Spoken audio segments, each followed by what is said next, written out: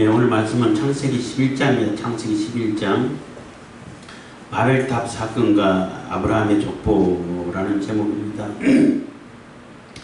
예, 바벨탑 사건은 이렇게 에벨이 벨렉을 낳았을 때 세상에 걸렸다 해서 그때쯤 일어나지 않았을까 이를 추측하는데, 지금 지구상에서 막 무수한 언어가 있고 뭐 또 문자가 있고 있지요. 그래서 그 언어가 혼잡되게 다 갈려지게 된 그러한 그 원인을, 기원을 이렇게 얘기를 해주고 있습니다.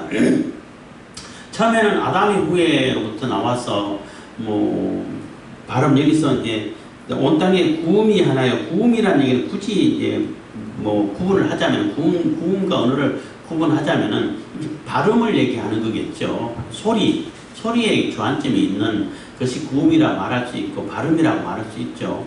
그 언어라 그러면은 이렇게 문장이 씌워지고 의미가 담겨 있는 그러한 그 말이라고 말할 수 있죠. 의미가 담겨 있는 말, 단어 이렇게 얘기하나? 하여튼 어쨌든 사용하는 발음이라든지 문장이 다 같기 때문에 언어 소통이 굉장히 유리하겠죠. 뭐 언어가 같으면 문화도 거의 같을 것이고 사고방식도 같을 것이고 어떤 언어를 쓰느냐에 따라 가지고 사고방식도 달라지는데, 그러다 보니까 뭐 언어 소통에는 거의 뭐 불편함이 없을 정도로 이러한 상태가 돼 있다라고 볼 수 있는 겁니다. 그래서 노아 홍수를 지나기까지는 뭐 언어가 혼잡되지 않았기 때문에 뭐 굉장한 또 문화를 이루어가고 또 나름대로 과학 발달도 굉장히 발전돼 갔을 것이고 이렇게 지내왔는데, 그 노아 홍수 이후에 바벨탑 사건을 통해서 언어가 다 혼잡되다 보니까 그 언어가 서로 통하는 자들끼리 모여가지고 각지 뿔뿔이 흩어지게 되어 있는 거죠. 하나님께서 명령하시기를 이 땅에 충만하라고 했는데, 편만하고 다 이제 이 땅을 채워가지고 흩어져서 채우라고 했는데, 이제는 이 사람들이 안 흩어지려고 한 군데 모여가지고 자기들끼리만 어떻게 자기 이름을 내고 하나님을 거역하려고 하는 그러한 모습으로 있다가 결국은 하나님께서 이 강제로 언어를 통해서 흩어진 그러한 사건이라고 말할 수 있습니다. 예, 그리고 뭐 미리 말씀드린다면은 이거 바벨탑 사건하고 그 가인의 상태하고 이게 진행되는 과정이 너무나 비슷해요. 똑같아요. 가인이 하나님 말씀을 따라 살지 않고 살인을 저지르려고 해서 아벨을 죽였죠. 그래서 하나님께서는 가인에게 표를 주셨어요. 표가 어떤 표인지는 정확하게 알 수는 없지만 표를 주셔가지고 누구도 가인을 죽일 수 없도록, 만약에 가인을 죽인다면 내가 7배나 벌을 더해서 완전하게 보복을 해주겠다는 거예요. 복수를 해주겠다는 거예요. 7배란 얘기는 완전하게 보복을 해주겠다라고 약속을 해주는데, 가인이 그 약속을 믿었어요? 못 믿었죠. 믿을 수가 없어서 하나님을 떠나가지고 에덴 동편의 노땅으로 떠나가 버려서 살아서 자기 스스로 뭔가를 지키겠다고 성을 쌓았어요. 에녹성 해가지고 성을 쌓아가지고 자기 나름대로 혼자 하나님의 보호는 못 믿고, 그거는 믿지를 못하고 내가 스스로 나를 지켜야겠다 해가지고 성을 쌓았고, 그래서 뭐 폭력으로 이렇게 역사가 이끌어가는 그런 모습을 보는 것이고, 그 절정이 이제 라멕 시대 때 가가지고, 가인이 우선 라멕 시대 가가지고 일부 다처를 두 여인을 아내로 삼고, 그리고 자기를 조금 해를 가해하고 아이를 죽이고, 그러면서도 아주 뭐 거미 노래, 칼의 노래 해가지고 아주 자랑스럽게 나를 상하게 해서 내가 죽였다고. 그리고 가인을 위해서는 벌이 7배인데 라멕을 위해서는 77배가 될 거야. 그 얘기는 뭐냐면은 그런 표현도 쓰더라고요. 칼에 젖는 성이라고. 칼로 하나님은 7배 정도로 보복을 했지만은 나는 이 칼로 77배나 보복할 거야. 누구도 이 칼의 명령에 따를 수밖에 없도록 만들 거야 하고 폭력의 극치를 이렇게 나타내 보여주죠. 그래서 그 폭력이 관영하는 세계를 살아가지고 어떻게 됐어요? 다 멸망돼 버린 거예요. 다 심판당해서 멸망돼 버리는 그러한 결과를 가져온 거예요.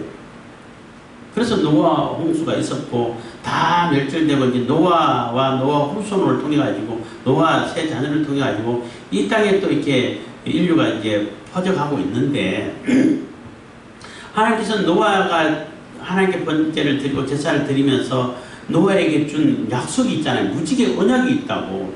다시는 내가 물로 심판하지 않을 거다.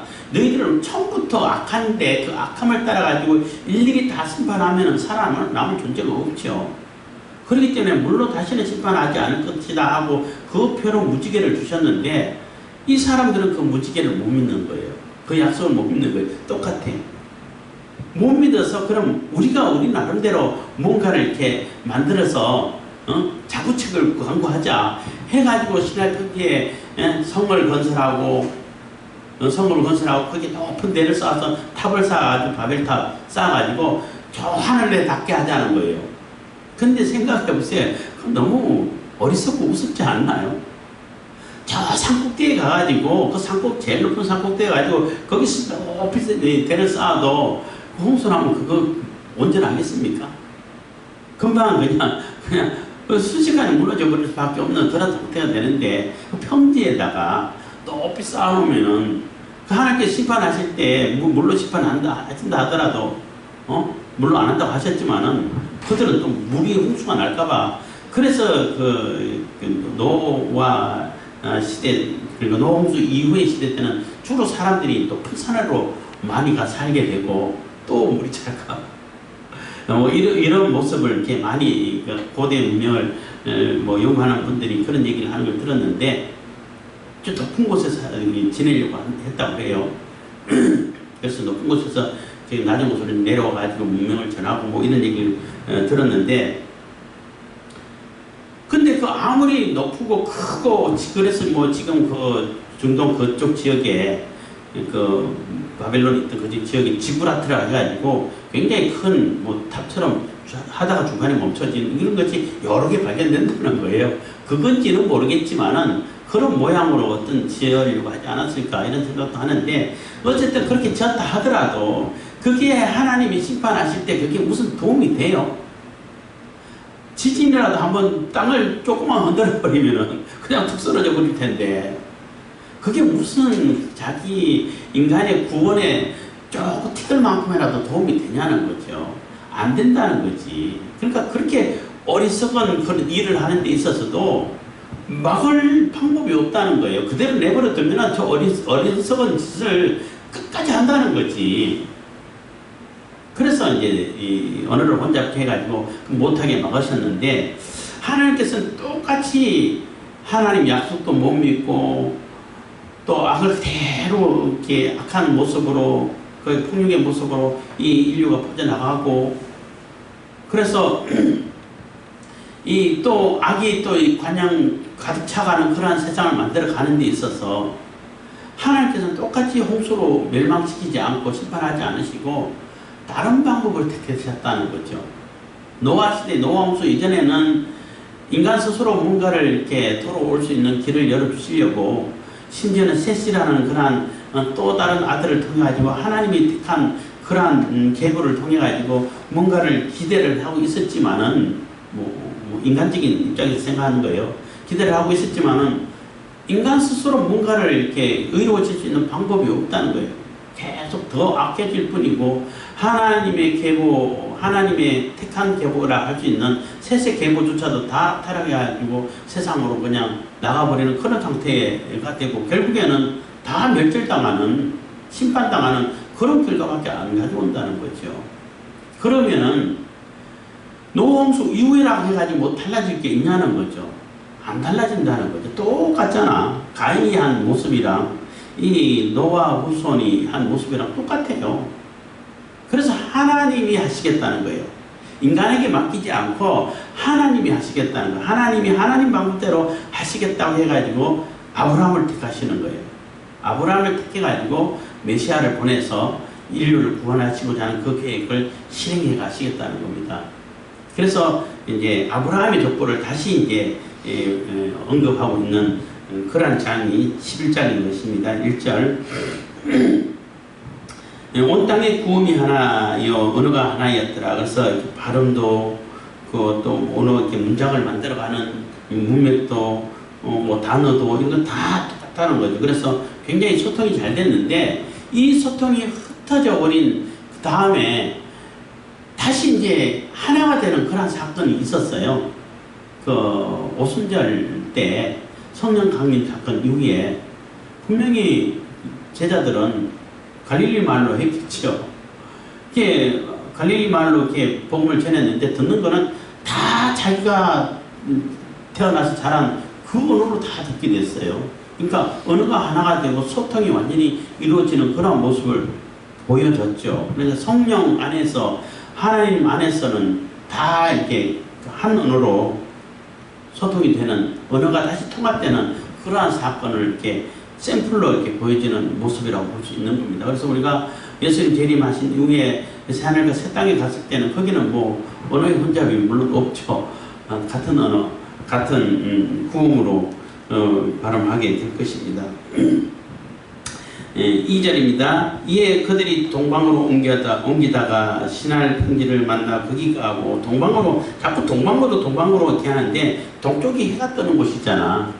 그래서 그쪽으로 자꾸 이제 옮겨갔다 이렇게 표현할 수 있는데 어쨌든 옮기다 신할 평지를 만나가지고 평평하고 넓고 그냥 지내기 편하고 하는 곳을 만나다 보니까 거기서 이제 그 일을 벌인다는 거죠. 서로 말하되 자 벽돌을 만들어 견고히 굽자 하고 이에 벽돌로 돌을 대신하여 역청으로 진흙을 대신하고 그래서 그들이 벽돌을 만들어 굽고 성을 쌓고 하는 그런 기술은 뭐 있었으니까 그래서 뭐 그 바빌론 문화는 진흙 문화고 이집트 문화는 돌 문화고 뭐 이렇게 구분하는 분들도 계시더라고요.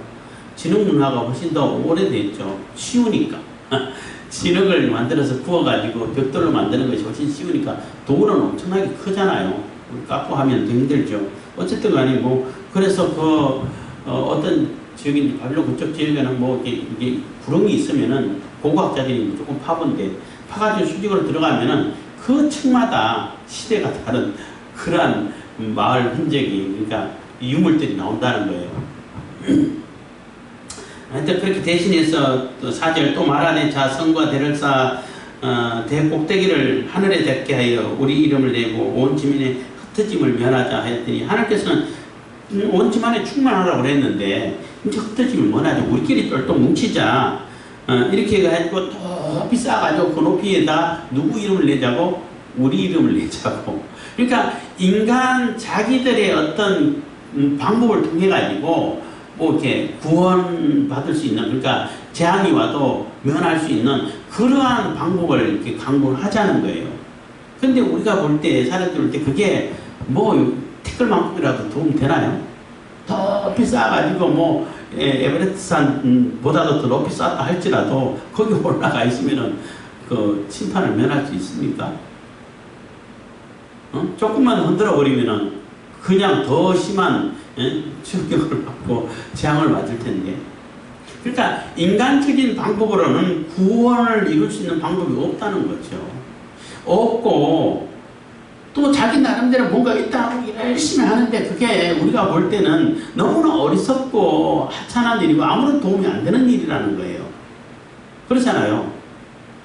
인간 스스로 뭔가를 구원을 이뤄낼 수 있는 방법은 없고 나름대로 뭔가를 하는 것조차도 너무나 어리석다는 거예요. 너무나 어리석고 참 하찮고 뭐 티끌만큼이라도 도움 안 되는 그런 일만 벌이고 있다는 겁니다. 그리고 거기에 자기 이름을 내겠다고 하나님이 더 이름이 아니고 자기 이름을 내겠다고 내 본들 그게 무슨 구원에 도움이 되겠냐는 겁니다. 5절입니다. 그러니까 그만큼 교만해져 있다는 거죠. 교만해져 있고 악으로 가득 차 있고 악으로만 이렇게 번져나가는 그러한 모습을 보는 거죠. 5절입니다. 여호와께서 인생들에 쌓는 성과 대를 보시려고 강림하셨더라. 그래서 그 성과 대를 보셔서 보시고 참 어리석다 하고 강림하셨어요. 오순절 날 때도 성령께서 강림하셨죠. 그래서 지금 바벨탑 사건에서는 하나님께서 강림하셔가지고 언어를 다 흩으셨고, 오순절 날 때는 강림하셔가지고 언어를 하나를 통합시키셨고, 이런 차이가 있다는 겁니다. 6절입니다. 여호와께서 가라사대 이 우리가 한 족속이요 언어도 하나이므로 이같이 시작하였으니 이후로는 그 경영하는 일을 금지할 수 없으리로다 해서, 여호와께서 가라사대 이 우리가 한 족속이고, 아직까지는 한 족속이고 그렇게 족속이라든지 이게 민족이 덜 나눠지는 상태이기 때문에 거의 같은 족속이고 민족이라고 말할 수 있죠. 언어도 하나고, 그러니까 소통하는데 아무런 지장이 없고 하기 때문에 이 어리석은 일을, 너무나 어리석고 하찮은 일이죠. 근데 인간 스스로에게서는 어마어마한 일이 되겠죠. 사람들이 볼 때는 그 대가, 그 탑이 성도 크게 쌓았을 거고 했을 거고, 거기에 대를 쌓는데, 그 탑을 쌓는데 조그마한 탑을 쌓았겠어요? 수십 메타 지름이 아니면 수키로 되는 지름으로 시작해가지고 이게 빙빙빙 해가지고 올라가겠죠. 그렇게 올라간들 얼마나 올라가겠어요? 그게 무슨 도움이 되겠냐고. 그렇지만 높이 사는 사람들은 이게 사람들이 계층이 달라지겠죠. 높일수록 이게 아주 권력이 세고 좋은 사람이고, 낮을수록 좀 하찮게 여김을 받는 그러한 존재로 이렇게 계급이 나눠지는 이런 사회를 이뤄가겠죠. 그러면은 그 사람들이 높이 제일 꼭대기 있는 사람들이 자기 마음대로 할 수 있다고 해서 그 구원에 도움이 돼요? 안 되잖아. 지금 우리 인간들이 하는 짓도 똑같아요. 세계 정부를 세워가지고 자기들이 제일 꼭대기에서 모든 것이 다 할 수 있는 유사전능, 그렇게 해가지고 하나님 흉내 내지만은 그게 하나님 앞에 그게 그 위험이나 되고 자기 스스로 구원받을 수 있는 그러한 요만한 티끌만큼이라도 그게 건덕지가 될 수 있겠어요? 없죠. 그냥 어리석은 일밖에 안 되는 거예요. 하찮은 일밖에 안 되고 어리석은 존재밖에 안 된다는 겁니다. 그런데도 그 어리석음을 멈출 수 있는 방법이 없다는 거예요. 이대로 놔두면은, 이대로 버려두게 되면은 그 어리석음을 멈춰가지고 우리가 되게 바보짓을 했구나 이렇게 깨달을 수 있는 방법이 없다는 거예요. 그래서 그대로 내버려두면 안 되겠다 하고 내려오셔가지고 이게 언어를 다 혼자 흩어버리셨다는 겁니다. 7절, 자 우리가 내려가서, 여기서 우리라는 얘기는 성부, 성자, 성령 삼일체 하나님을 표시한다고 볼 수 있어요. 그래서 천지를 창조하시고 운행을 하시고 또 보존해 가시고 이끌어 가시는 그 모든 사역에서 성부, 성자, 성령의 삼일체 하나님이 다 이렇게 같이 사역을 하신다라고 보시면 되는 겁니다. 우리가 내려가서 거기서 그들의 언어를 혼잡케 하여 그들로 서로 알아듣지 못하게 하자 하시고, 여호와께서 거기서 그들을 온 지면에 흩으신 고로 그들이 성사길을 거쳤더라. 그래서 다 흩어져서 갑자기 분명히 나는 벽돌도 갖고 왔는데 엉뚱한 물을 들고 오고, 또 그거 말고 벽돌 갖고 오라고 하니까 어떤 사람은 모래를 들고 오고 망치를 들고 오고 어디 집에 가버리고, 이런 일이 벌어지니까 일이 안 됐죠. 그래서 그때부터 언어가 다 갈라지고, 심지어는 같은 언어를 써도 떨어져 있으면 언어가 달라져요. 우리 한국어가 몽골어하고 같다라고 볼 수 있어요. 일본어하고도 같고. 근데 몽골 쪽에 이제 연구하는 사람들, 언어 연구하는 사람 얘기해서 들은 얘기지만은, 몽골 쪽에서 쓰는 언어가 특히 발음이 우리가 발음 못하는 게 있다는 거예요. 근데 우리가 훈민정음이라든지 그런 거 보면은 그 발음을 지금은 다 잃어버리고 안 쓰기 때문에 없어진 발음인데, 몽골 쪽에는, 몽골 나라에는 있다는 거예요. 그래서 우리가 몽골어 배우기는 너무나 힘들다는 거지. 이 발음 안 되는, 해보지도 않은 발음을 해야 되고, 근데 몽골 사람들이 한국말 배우기는 되게 쉽다는 거예요. 너무 간소화돼서. 근데 이 간소화되는 것이 아마 일제시대를 통해 가지고 더 간소화됐을 거예요. 근데 일본은 한국어보다 더 간소화됐어요. 더 간단해져 버렸어. 그래서 일본 사람들이 한국말 배우기 되게 힘들죠. 한국 사람들이 일본말 배우기 발음도 되게 쉽다는 거예요. 그러니까 다 같은 언어였는데 떨어져 살다 보니까 더 간소화시키고 이런 하다 보니까 전혀 말이 다르고 지금 못 알아듣게 되고 이렇게 되는 거고, 뭐 우리 한국 내에서도 뭐 이렇게 그래도 같은 이제 반도 안에 내륙 안에서는 뭐 전라도 말, 경상도 말, 뭐 경기도 말, 뭐 충청도 말, 뭐 이렇게 함경도 말 발음은 조금 다르고 억양이 다르지만 그래도 어느 정도는 알아들을 수 있는데 조금 떨어져 가지고 제주도 말은 어떤 걸 못 알아들어요. 떨어져 있다. 같은 말이었는데. 그래서 이제는 조금만 떨어져 있고 조금만 이렇게 덜 이렇게 왕래가 되게 되면은 그 언어 자체가 분리가 되어버린다는 거죠. 그리고 지금 북한 언어하고 이게 휴전선으로 갈라져 있어가지고 70년 오다 보니까 많이 달라져 있죠. 같은 얘기였는데, 같은 말이었는데. 그래서 이제는 조금만 떨어져 있고 지역이 다르고 또 환경이 다르면은 언어가 다 달라져 버린다는 거예요. 그렇게 혼잡을 해버렸기 때문에 이제는 뭐 같이 힘을 모아가지고 성을 쌓고 또 탑을 쌓고 하는 일들을 이제 못하게 됐다는 겁니다. 그래서 다 지면에서 흩어졌다는 거죠. 그래서 이 바벨탑 사건은 인간이 얼마나 어리석었냐, 얼마나 또 하나님을 떠나서 계속 악을 더해가는 폭력의 삶을 그대로 이어가는, 하나님을 떠난 삶을 그대로 살아가는 그런 모습을 보여준다는 거죠. 아까도 말씀드렸지만은 그러기 때문에 인간 스스로 뭔가를 이렇게 뭐 덕을 쌓는다든지 선을 많이 쌓아가지고 이렇게 구원의 경지에 이룰 수 있냐면은 없다는 겁니다. 많은 덕을 쌓아가지고 구원을 받는 게 아니라는 얘기예요. 인간 스스로는 할 수 있는 게 구원과 관계된 구원을 이룰 수 있는 것이 아무것도 없다는 거죠. 그런데도 열심히 해. 근데 열심히 한 그것이 티끌만큼이라도 도움이 되냐면 아무런 도움이 안 돼요. 그래서 이제 아브라함을 선택해가지고 하나님께서 하나님의 방법대로 구원을 이루시겠다고 아브라함을 택하셨다는 거예요. 그래서 아브라함의 족보를 10절부터 쭉 셈부터 시작해가지고 나열해 가는 것이고, 그래서 아브라함의 아버지 데라에 와서는 그 조금 이제 상세하게 족보를 얘기하죠. 데라 27절, 데라의 후에는 이러하니라. 데라는 아브라함과 나홀과 하란을 낳았고 하란은 롯을 낳았으며 하란은 그 아비 데라보다 먼저 본토 갈대아 우르에서 죽었더라. 그래서 왜 하란이 데라보다 먼저 죽었을까? 그러니까 아버지보다 먼저 죽는 이러한 그 기록이 이제 성경에서는 처음이라고 하는데 왜 죽었을까? 모르죠. 모르는데 이제 내려오는 전설이 있다고 그래요. 제가 직접 이런 전설은 아닌데 그 하란이 그러니까 갈대아에서 그 뭐 우상이 막 많잖아요. 그 우상 숭배하고 그 우상을 숭배하고 강요를 하고 해서 안 하니까, 그래서 그 보복으로 아들을 잡아가지고 제물로 바쳐가지고 죽였다. 뭐 이런 전설이 있다고 그래요. 그래서 하란이 먼저 죽었다 이런 얘기를 하는 것입니다. 29절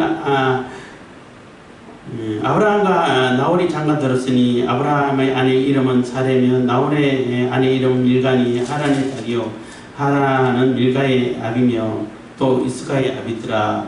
뭐 하여튼 이렇게 복잡한데 지금 이때 아브라함 시대 때까지는 건친 결혼이 허용이 된 상태이기 때문에 뭐 이상하게 생각할 필요는 없고 뭐 이복 누이 동생과 결혼한 것이고, 근데 모세의 율법이 주어지고 모세를 통해서 율법이 주어지고 했을 때는 그때부터는 건친 결혼을 아주 엄격하게 막았어요. 그래서 건친 결혼을 하게 되면 이게 인류가 오래 보존이 안 돼. 점점점 나약해져 갖고 이렇게 그러니까 멸종되어 버릴 위험이 높아져요. 그래서 특히 고양이 같은 경우는 그 본능적으로 알겠지만은 같은 계열의 같은 모양의 고양이들은 절대 짝짓기 안 한다는 거예요. 희한하게 관심도 없다고 안 보인다는 거예요. 전혀 이렇게 다른 종류고 다른 그뭐 계열의 그런 모습의 고양이는 서로 뭐 이렇게 아주 이렇게 관심을 많이 가지고 짝짓기를 하려고 하는데 같은 종족이면은 절대 안 한다는 거예요. 그런 얘기도 이제 들었습니다. 그리고 이제 31절, 30절 사례는 잉태하지 못함으로 자식이 없었더라. 그래서 사례가 잉태하지 못하고 성경에는 하나님의 약속을 받고 하나님의 뜻을 이루어가는 그러한 족장이고 그러한 사람일수록 이게 불임의 고통을 많이 겪어요. 대부분 다 그렇게 해. 그러니까 그 얘기는 뭐냐면은 하나님이 주시는 언약의 후손만 하나님께 특별히 교묘히 선택한 그 자녀로만 하나님의 뜻을 이룰 수 있다는 그러한 의미가 있는 것입니다.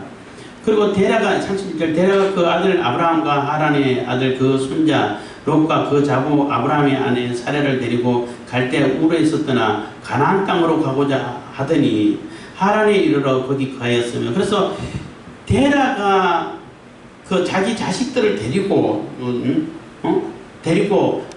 가나안 땅으로 가려고 이게 그 갈대 우르를 떠났다는 거예요. 원래는 갈대 우르 지역에 살았죠. 그 메소포타미아 사람이고 그 지역에서 그 문명을 이루던 사람이었는데 거기서 이제 떠나가지고 가나안 땅으로 가려고 하다가 하란의 중간 기착지에 머물러서 거기서 이제 데라는 죽게 됐다는 거죠. 그 얘기는 아브라함에게 12장 보면 아브라함에게 하나님께서 고향을 떠나라는 명령을 내리잖아요.